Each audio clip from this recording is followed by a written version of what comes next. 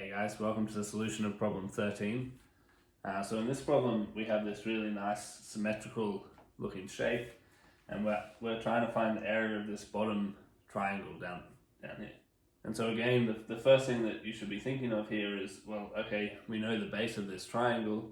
If we want the area, sort of a sensible thing might be to try and find what this height is. Right? If we knew that perpendicular height, we could work out the area. And so then the question is, how are we going to work that out? And so in this case, we're actually going to try and use this other non-right angle triangle to do that. And so if we look at this non-right angle triangle here, we can work out this angle alpha here. And so for the non-right angle triangle, the way that we're going to work out alpha is by using the cosine rule, right? So the cosine rule tells us that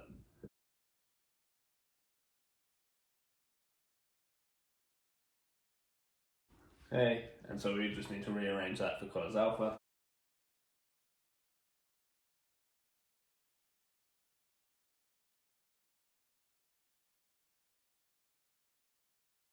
Okay, and so when you rearrange that and plug that into your calculator, you end up with cos of alpha equaling 15 over 17.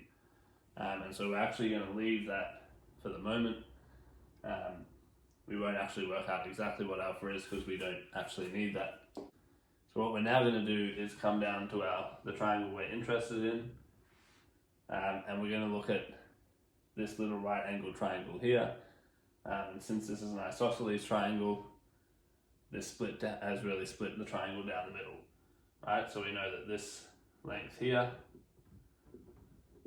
is half of 9, right? So that's 4.5.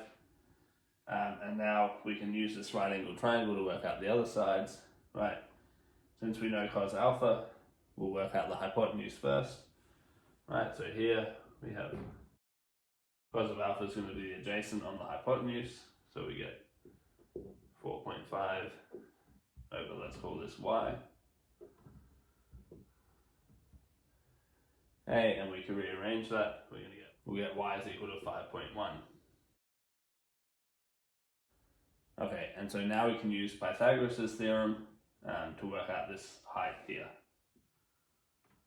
Alright, so Pythagoras' theorem here, remember we're interested in h, so it tells us that h squared is equal to y squared minus 4.5 squared.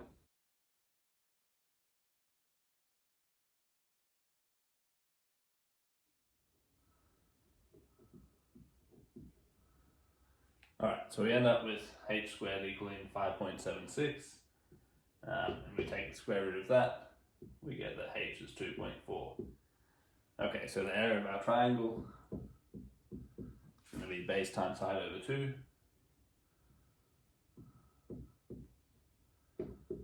Okay.